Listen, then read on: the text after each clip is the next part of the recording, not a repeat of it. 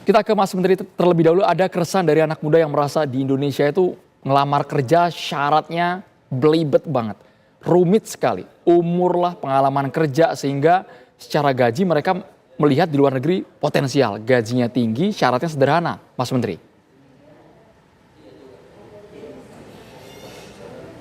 Halo? Ya, jadi saya ingin kasih tahu ya, tahun kemarin 2024 job order permintaan kerja dari luar negeri untuk kita itu ada 1,3 juta. Kita baru bisa memenuhi 297.000. Nah, masih ada sejuta lebih. Menurut saya kalau teman-teman ini memang serius mau bekerja di luar negeri, ya, tugas kami pemerintah membuat pelayanannya lebih mudah, lebih gampang. Memang ada syarat yang harus dipenuhi untuk berangkat ke luar negeri. Yang pertama, ya dia harus terdaftar. Agar apa? Agar kita bisa melindungi kalau ada apa-apa. Yang kedua, dia harus punya skill. Yang ketiga, harus menguasai bahasa. Yang keempat, mentalnya juga harus bagus.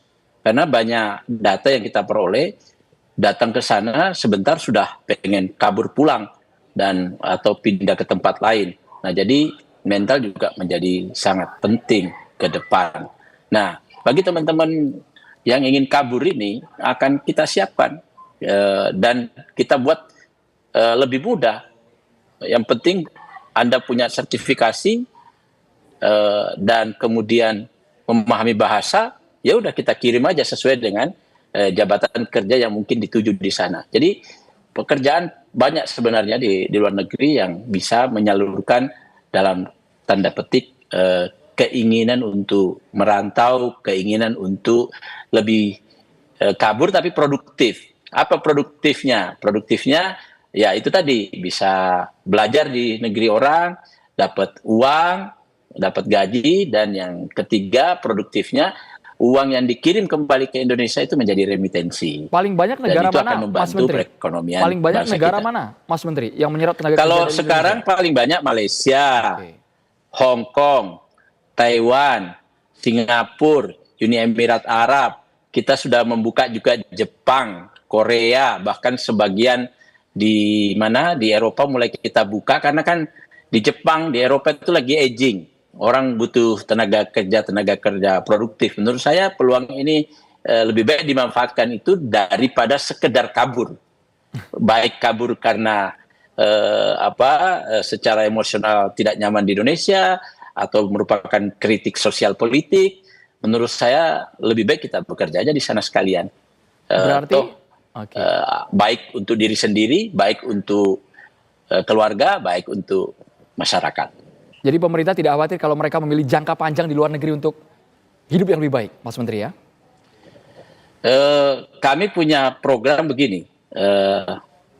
Biasanya kita kirim dulu ke beberapa negara, misalnya Taiwan, Hong Kong, Malaysia.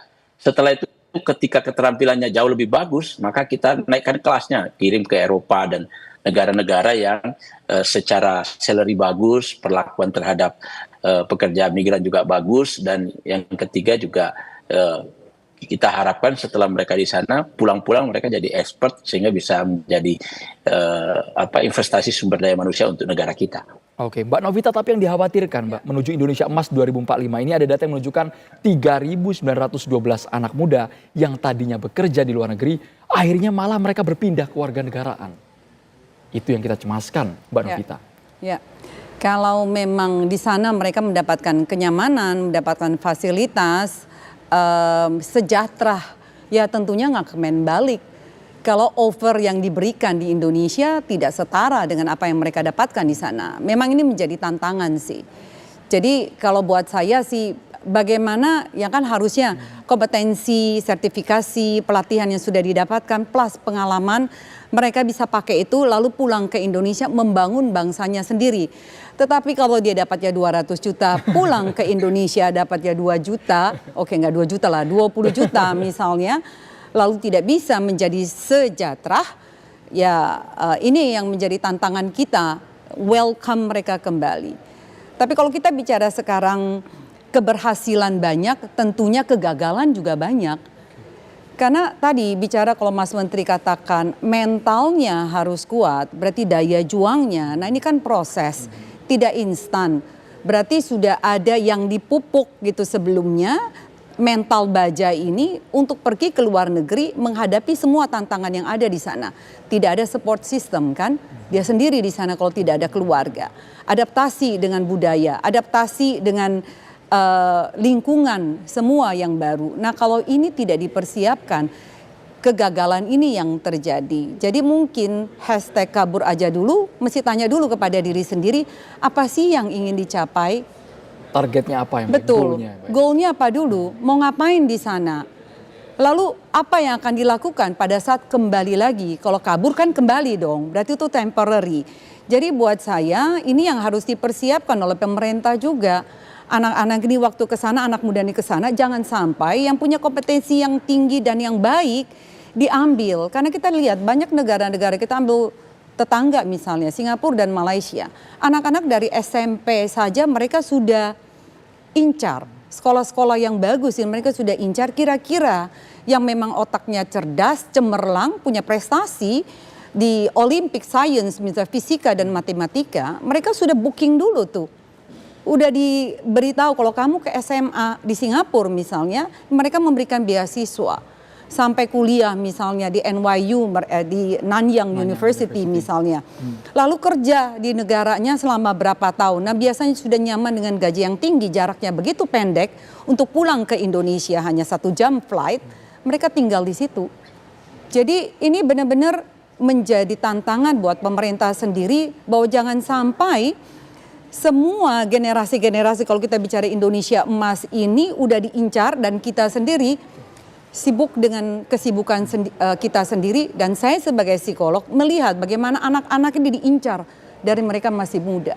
Apa sekarang yang bisa di-offer untuk mereka supaya tidak pergi ke luar negeri? Mas Menteri harus menjawab pertanyaan dari Mbak Novita ini.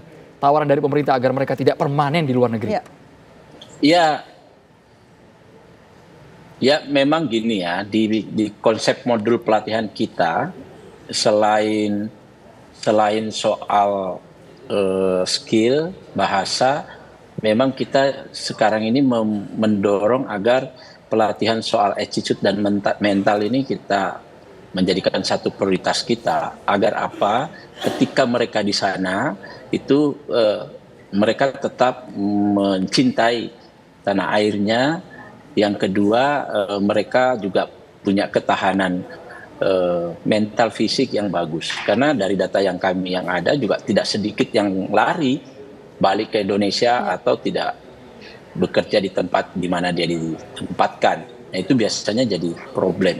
Jadi kalau menurut saya kalau pendidikan modul yang kita bangun di Indonesia cukup baik, maka insya Allah tidak ada masalah. Karena yang terdaftar bekerja di luar negeri sekitar 5 juta lebih, hari ini juga datanya tidak terlalu banyak misalnya yang dikhawatirkan seperti ini. Yang problem yang tidak terdaftar selama ini.